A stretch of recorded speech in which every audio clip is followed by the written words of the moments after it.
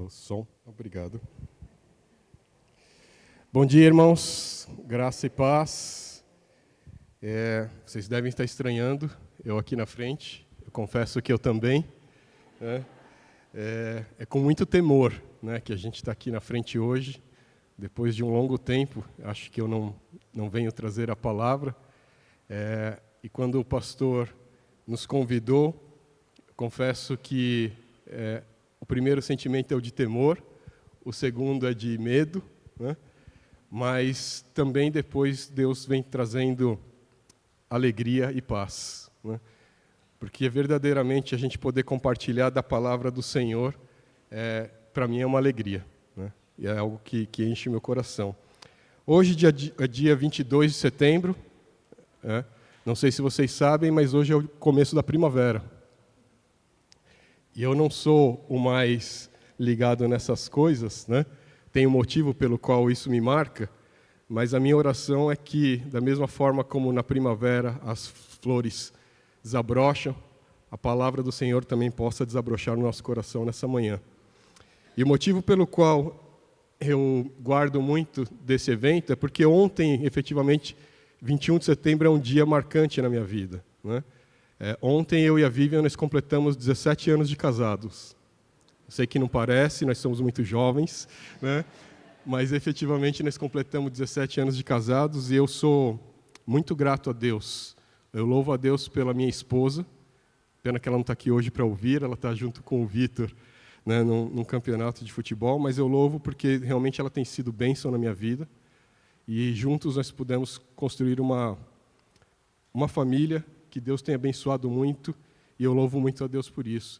E eu me lembro na minha adolescência, no início da minha vida adulta, que uma das principais orações que eu tinha era exatamente essa, né?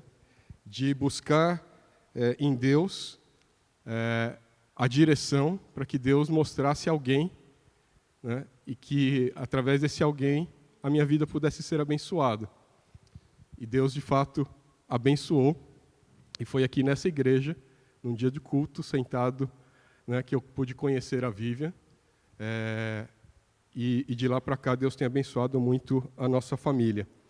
Mas um versículo que eu queria trazer aqui para os irmãos, que nessa época falava muito ao meu coração sobre esse momento de saber aguardar, saber esperar, é o versículo, se os irmãos puderem abrir a Bíblia comigo, que está lá em Provérbios, capítulo 4, versículo 23.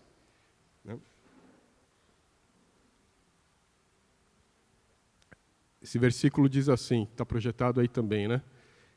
Em outra versão ele diz assim: sobre tudo que se deve guardar, guarda o teu coração, porque dele procedem as fontes da vida. Né? Então, sobre tudo que se deve guardar, sobre tudo aquilo que é o mais importante, guarda o teu coração, né? Porque dele procedem as fontes da vida. Obviamente que naquele momento, né, na minha adolescência, na minha início da fase adulta, procurando por uma esposa, o guardar o coração, ele me trazia muito essa questão de me guardar para alguém, né? Me guardar para alguém que Deus estava me preparando para abençoar. Mas tem uma frase que o Billy Graham ele costuma dizer, que a Bíblia ela é mais atual do que o jornal de amanhã, né? E é interessante, à medida que a gente vai lendo a Bíblia, à medida que a gente vai amadurecendo, a palavra ela vai fazendo também outros sentidos, né? E é sobre essa perspectiva, né, de a gente olhar para esse versículo, sobre uma outra perspectiva que eu queria dividir com vocês aqui hoje, né? Quando a Bíblia está dizendo aqui, né, de coração, né, sobre tudo que a gente deve guardar o coração, óbvio que é importante a gente fazer exercícios para que o nosso coração físico ele se mantenha bem e a gente tenha uma boa saúde. Mas aqui, quando a gente está falando de guardar o coração aqui ele vai além. A gente está falando aqui do nosso âmago, do centro das nossas emoções, né? Aquilo que determina o funcionamento da nossa vida, né? Ou seja, o que afeta o nosso coração afeta todo o restante da nossa vida. E quando ele diz ali de fontes da vida, né, quando a gente pensa num rio, se a gente quiser poluir um rio, basta você ir na nascente. Se na nascente você poluir o rio, todo o rio ele será poluído.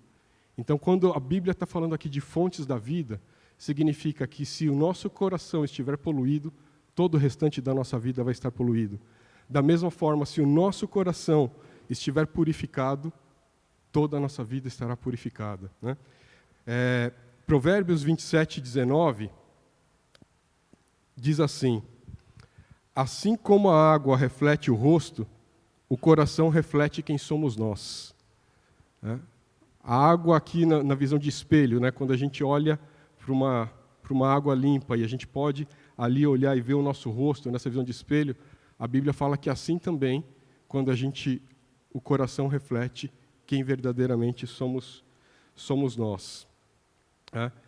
Mateus 6, 21 diz que onde estiver o seu tesouro, ali também está o seu coração.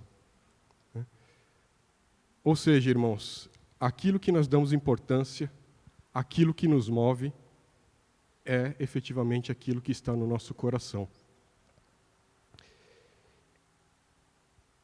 E guardar o coração,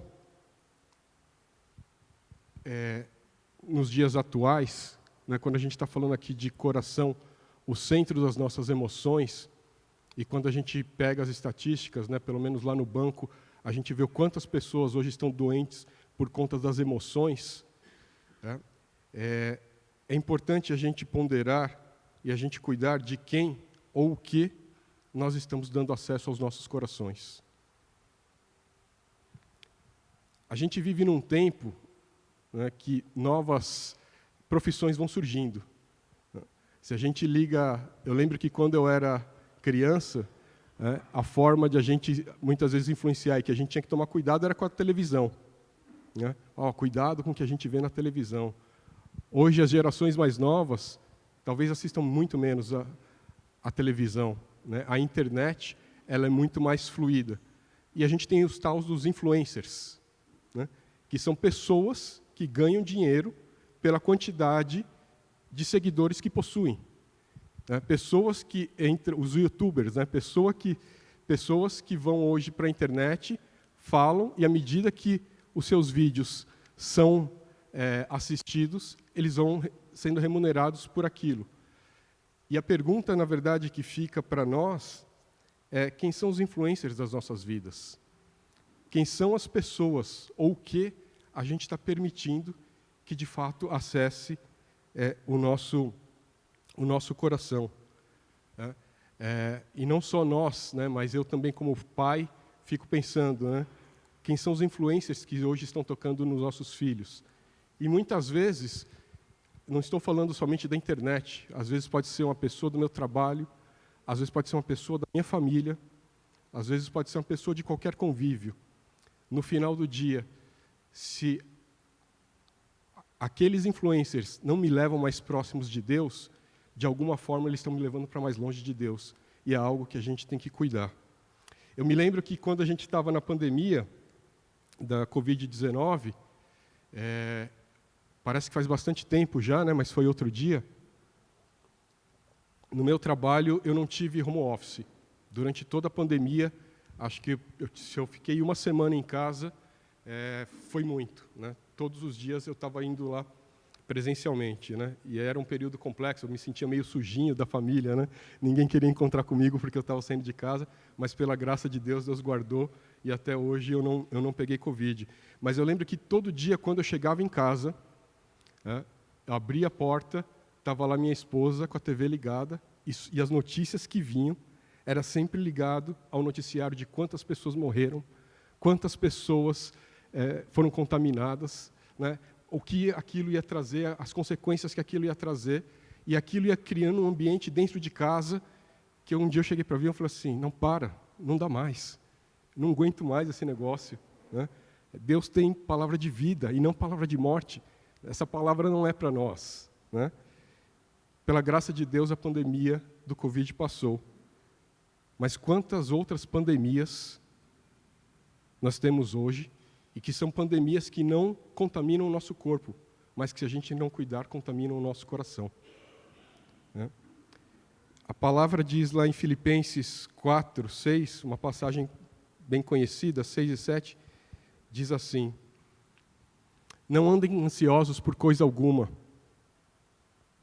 Mas em tudo, pela oração e súplicas e com ações de graças, apresentem os seus pedidos a Deus. E a paz de Deus, que excede todo entendimento, guardará o coração e a mente de vocês em Cristo Jesus. A gente lê essa palavra, às vezes, muito sobre essa questão da ansiedade, né? De a gente buscar Deus para que a gente não fique ansioso. Mas a palavra aqui, ela nos ensina que se a gente buscar, se a gente orar, né, com súplica, se a gente colocar diante do Senhor, se a gente tiver esse relacionamento, essa paz que excede todo entendimento, ela vai entrar, vai guardar o nosso coração e vai guardar a nossa mente. E é um pouco sobre isso que eu quero dividir com os irmãos hoje, né? Quando o pastor comentou comigo aqui sobre o tema, né, a gente vem falando sobre o tema de Efésios nas últimas pregações, e o pastor falou assim para mim: Quinho, você quer falar sobre Efésios? Eu falei: pastor, há mais de um ano Deus tem falado comigo, né, de uma forma muito intensa, né, de uma faca profunda no meu coração sobre algo para transformar a minha vida, transformar a vida da minha família, e eu acredito que é sobre isso que eu também quero compartilhar com a igreja, sobre essa questão de guardar o coração, mas principalmente, né, assim como a gente precisa ter disciplina, fazer exercícios físicos para cuidar do nosso coração físico, da mesma forma, a gente precisa ter disciplina, a gente precisa ter recorrência para a gente guardar o nosso centro das nossas emoções. Para quem vai para a academia ou para quem pratica esportes, a gente sabe, né? Se eu for praticar esporte, se eu for uma vez por semana, né, é bom, mas dificilmente eu vou conseguir ter um bom desempenho. Mesmo na saúde, né? Quando eu vou no médico, ele fala assim: quantas vezes você está praticando atividade física? Né? Se eu falar menos de 3, ele já fala: tem alguma coisa estranha aí. Se é assim com o nosso coração físico, quanto mais com o nosso coração espiritual, quanto mais com o nosso centro das emoções, quanto mais nesse ambiente em que a gente vive, em que a gente é repleto de flechas vindo contra o nosso coração todo o tempo, né? No meu trabalho, para quem não sabe, eu trabalho em banco, né? E dentro das várias funções que eu já tive no banco, uma das funções que eu tive, eu tinha uma equipe espalhada por todo o Brasil de aproximadamente 1.500 pessoas. E o maior desafio que eu encontrava nesse período era a questão da comunicação, né? Como é que aquilo que a gente quer passar de orientação, aquilo que a gente fala que é o mais importante, que as pessoas deveriam focar, como é que essa informação está saindo aqui de São Paulo, está chegando lá no sul, está chegando no norte, na intensidade, né, e na qualidade que a gente precisa. Então, boa parte do meu tempo, naquele período, eu me dedicava a estar viajando, a estar visitando todas essas unidades que estavam espalhadas pelo Brasil. Normalmente eu ficava em São Paulo de segunda e sexta, e de terça a quinta eu estava viajando. E a primeira pergunta que eu sempre fazia, quando eu chegava em um determinado local, e eu queria saber se efetivamente aquilo que era a minha prioridade, né, enquanto líder, estava sendo cumprida pelo meu time, eu perguntava para eles o seguinte: quanto tempo você está dedicando para esse assunto? Vocês entendem que esse assunto é o mais importante? Todo mundo falava: entendia. Quanto tempo a gente está dedicando para isso? E essa é uma forma prática, né? Quando a gente está falando daquilo que enche o nosso coração, daquilo que é o nosso tesouro, né? Basta a gente perguntar quanto tempo eu estou dedicando para aquele tema. Quanto tempo eu estou dedicando para me relacionar com o Senhor. Se nós entendemos que esse é o mais importante, mas eu não dedico tempo, de verdade aquilo não está sendo mais importante nas nossas vidas, né? E esse chamamento, irmãos, eu também faço aqui nessa manhã, no sentido de a gente olhar, e não no sentido de a gente julgar, mas no sentido de a gente, juntos, buscar algo de Deus que talvez a gente não esteja vivendo. Se hoje é o primeiro dia, desde o domingo passado, que você abriu a Bíblia, né? Se hoje é o primeiro dia, desde o domingo passado, que a gente cantou uma música para louvar ao Senhor, o que eu posso dizer, irmãos, é que nós estamos perdendo uma grande oportunidade de viver maravilhas do Senhor. É ótimo que a gente esteja aqui todos os domingos. É melhor que a gente esteja uma vez por semana do que a gente não estar. Mas uma vez por semana no nosso relacionamento com Deus não é o que vai nos levar a ter uma plenitude, não é o que vai nos levar a ter um coração revestido e guardado pelo Senhor. E quando eu penso nisso daqui, e eu penso que o que Deus tem para nós é algo muito maior, eu sempre, durante toda a minha vida cristã, e eu às vezes escuto irmãos trazendo testemunhos, irmãos trazendo maravilhas que Deus fez, eu sempre me alegrava pelo testemunho do irmão, mas ao mesmo tempo o meu coração ficava assim, por que acontece com ele e não acontece comigo? Por que eu estou vendo milagres acontecerem na vida de outros e às vezes não acontece comigo? Queria ler Romanos 2,11. A palavra diz assim, né? Porque para Deus não há acepção de pessoas. E aí, a palavra nos diz que Deus não faz acepção de pessoas, né? E se para Deus, nós como filhos, Deus não tem filhos prediletos, não faz sentido eu pensar que Deus, né, gosta mais do tio Rideu do que de mim, né? Apesar do tio Rideu ser mais legal que eu, né? Deus nos ama incondicionalmente e por igual. Contudo, tem um princípio na Bíblia que ele é importante, que é a responsabilidade do homem na dinâmica de relacionamento para com o Senhor. Não tem nada que a gente faça que vai fazer com que Deus nos ame mais. Deus já provou o amor dele para conosco quando Cristo morreu na cruz. Mas, por outro lado, essa responsabilidade de nós estarmos próximos, de nós estarmos buscando, tem uma parte que é nossa responsabilidade, irmãos. Eu queria ler com vocês Tiago 4, versículo 8. Para que isso que eu esteja falando fique mais claro. A palavra diz, aproximem-se de Deus e Ele se aproximará de vocês. Pecadores, limpem as mãos e vocês que têm a mente dividida, purifiquem o coração. Aproximem-se de Deus e Ele se aproximará de vocês. Aqui claramente mostra uma atitude, algo que é esperado, que a gente dê o primeiro passo para que Deus venha na mesma direção. Se a gente ler a Bíblia, a gente vai perceber em vários momentos ações como essa. Salmos 18, 24 a 26, a palavra também diz assim, o Senhor me recompensou conforme a minha justiça, conforme a pureza das minhas mãos diante dos teus olhos. Ao fiel te revelas fiel, ao irrepreensível te revelas irrepreensível, ao puro te revelas puro, mas com perversos reages à altura. Ou seja, a palavra mais uma vez nos traz que a nossa atitude provoca uma resposta de Deus. Para com o fiel, Deus se revela fiel. Para com o irrepreensível, Deus se revela irrepreensível. Aproveitando aqui para fazer um merchan, no Bosque Ensino, na classe do Velho Testamento, a gente aprendeu com a professora Rayane sobre o tema de aliança condicional. A gente vê lá desde o Velho Testamento, quando Deus fazia uma promessa para o povo, tinha algumas promessas que a gente chamava de condicional, que Deus prometia a bênção para o povo, mas desde que o povo também cumprisse a parte dele. Então, durante toda a Bíblia, a gente vai vendo que a nossa atitude, né, por mais que Deus nos ama, e mesmo se a gente for lá para João 3,16, né, que diz assim, porque Deus amou o mundo de tal maneira para que todo aquele que nele crê não pereça, mas tenha vida eterna. A salvação vem pela fé, a salvação vem pela graça, né, mas também nós precisamos dar um passo de crer para que a gente alcance. Josué 1:8, a palavra diz assim,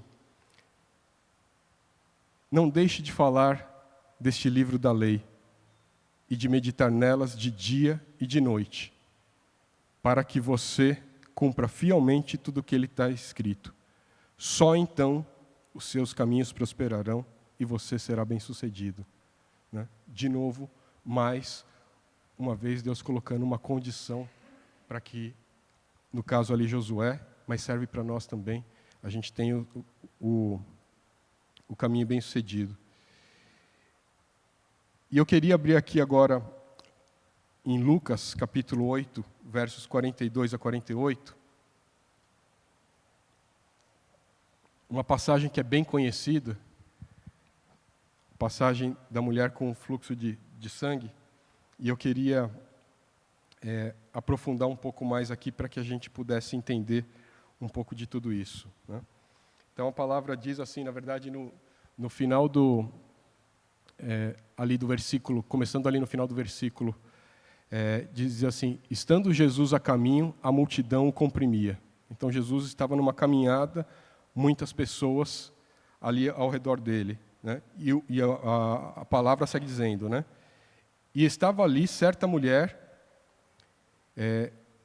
que, não sei se está dando para seguir, senão se os irmãos puderem abrir, Lucas capítulo 8, versículo 42, né? Então, estando Jesus a caminho, a multidão comprimia. E estava ali certa mulher que havia 12 anos vinha sofrendo de hemorragia e gastara tudo o que tinha com os médicos, mas ninguém pudera curá-la. Ela chegou por trás dele, tocou na borda do seu manto e imediatamente cessou a sua hemorragia. Quem tocou em mim? Perguntou Jesus. Como todos negassem, Pedro disse: mestre, a multidão se aglomera e te comprime. Mas Jesus disse: alguém tocou em mim, eu sei que de mim saiu o poder.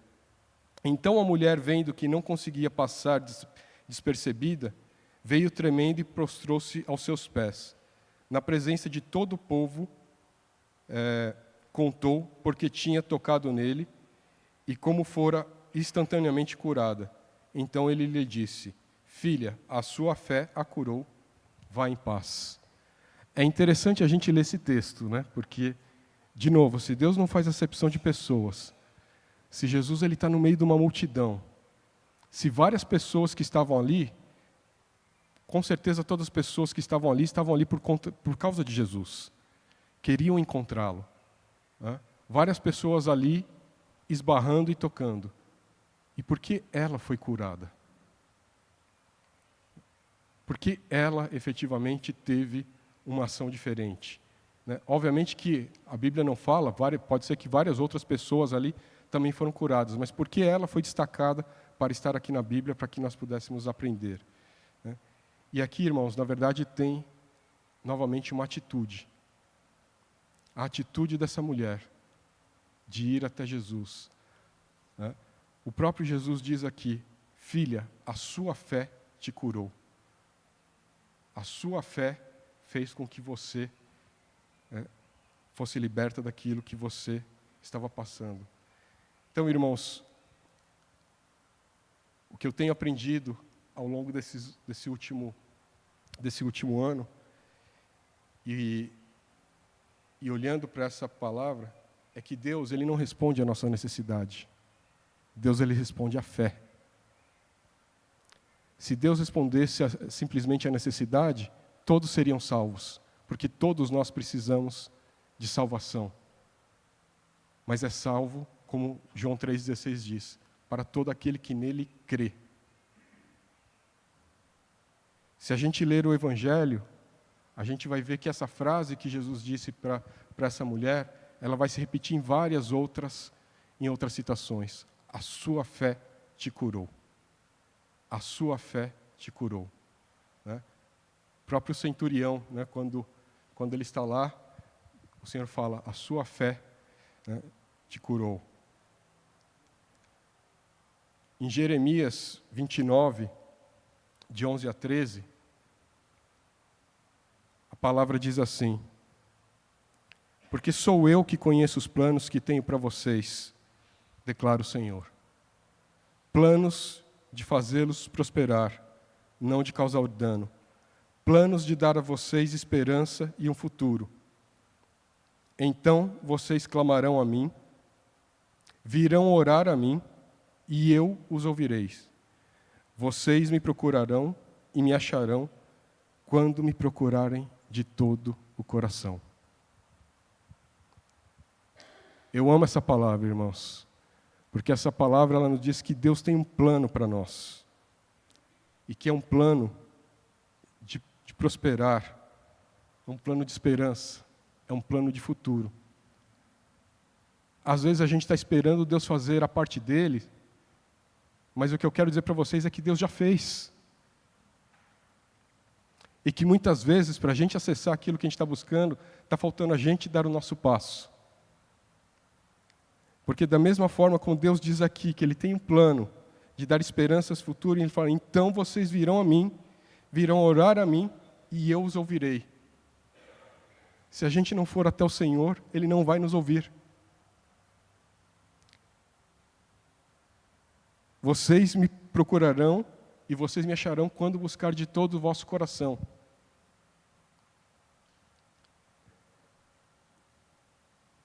E buscar, irmãos, quando a gente está passando por dificuldade, buscar quando a gente está uma vez por semana.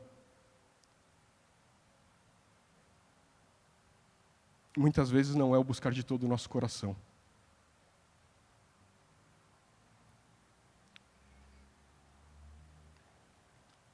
Se a gente quer verdadeiramente guardar o nosso coração, e a gente quer ver as manifestações de Deus nas nossas vidas, eu diria que esse limite está mais nas nossas atitudes do que no Senhor. E o meu chamamento hoje, para nós, é que a gente possa verdadeiramente buscar a esse Deus.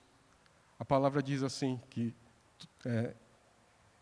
todo aquele que nele crê não vai perecer. E que tudo é possível àquele que crê. E se a palavra nos diz, irmãos, que Deus não é homem para que minta, essa promessa é nossa. Essa promessa é para mim e é para cada um de vocês. E que a gente possa tomar posse dessas promessas essa manhã, mas mais do que isso, como eu comecei a mensagem falando, como a primavera está florescendo, que verdadeiramente essa palavra possa florescer no nosso coração e que dia a dia a gente possa buscar o Senhor. Uma das coisas que, ao longo desse tempo, tem feito mudar a minha dinâmica com o Senhor é, todo dia quando eu acordava, a primeira coisa que eu fazia era abrir o jornal, era ligar a TV, para entender quais eram as notícias que estavam passando ali. E, invariavelmente, a gente vai se deparar com notícias ruins. E a palavra nos diz, né, que no mundo nós vamos passar por aflições, mas para que a gente tenha bom ânimo, porque eu venci o mundo. E a partir disso, a minha dinâmica passou. Eu não vou mais abrir o jornal, não vou mais ligar a TV de manhã, não que eu não vá me atualizar das informações, mas antes de qualquer coisa, eu vou fazer o meu devocional com o Senhor. Eu vou buscar o Senhor na palavra. Eu vou ver quais são as maravilhas que o Senhor tem para mim hoje. E não só de manhã, mas à noite. Porque esse versículo de Josué é um versículo que Deus trouxe para mim no dia do falecimento do meu pai. Né? E eu creio que se verdadeiramente a gente encher o coração do melhor influencer que a gente pode ter, que é Deus, da melhor influência para o nosso coração, que é a palavra, verdadeiramente a gente vai guardar no nosso coração e agradar o nosso Deus. Amém? Eu queria chamar o grupo de louvor para que a gente entoasse uma música e que a gente pudesse, se de alguma forma essa palavra ela fez você refletir e que tenha algo que a gente precise nos colocar diante do Senhor, ou se a gente tem já buscado, mas que a gente quer buscar ainda mais do Senhor, a gente pode crer que a promessa na palavra dele é a promessa poderosa para todos nós. Essa música ela fala meu universo, né? E ela traz exatamente um pouco acho que ela resume um pouco aqui do que eu falei nessa manhã, que não é apenas um dia da semana, que não é um pouco do tempo, né? E se você acha que isso faz sentido, que nesse momento em que a gente estiver cantando, você faça dessa música a sua oração, você e Deus, né? Porque Deus se revela para aquele que busca. Amém?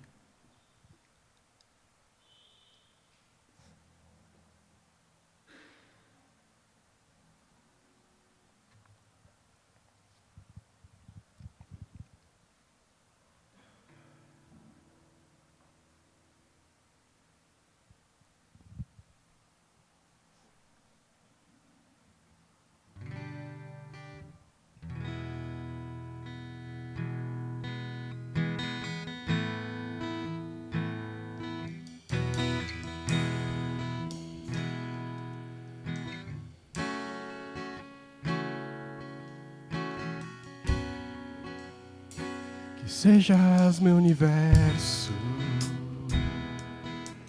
Não quero dar-te só um pouco do meu tempo. Não quero dar-te um dia apenas da semana. Que sejas meu universo. Não quero dar-te as palavras como quero que saia um dilúvio de bênçãos da minha boca. Que sejas meu universo. Que sejas tudo o que sinto e o que penso. Que de manhã seja o primeiro pensamento e a luz em minha janela. Que sejas meu universo, que encha cada um dos meus pensamentos. Que a tua presença e o teu poder seja alimento.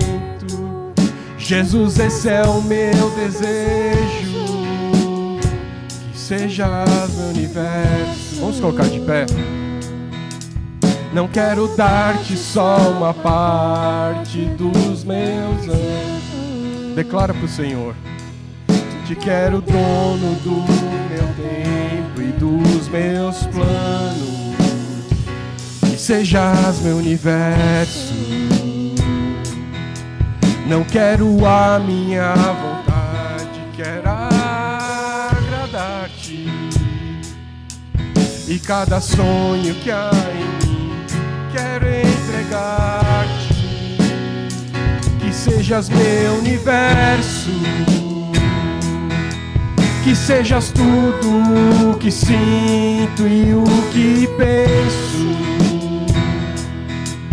Que de manhã seja o primeiro pensamento e a luz em minha janela. Que sejas meu universo, que encha cada um dos meus pensamentos. Que a tua presença e o teu poder sejam o alimento. Jesus, esse é o meu desejo, que sejas meu universo. Pai, nós queremos te louvar, ó Deus, e queremos colocar aqui, ó Pai, as nossas vidas diante do teu altar, Pai. Sonda os nossos corações, ó Pai. Quebra a dureza do nosso coração, ó Pai. Ajuda-nos, Senhor, na caminhada diária.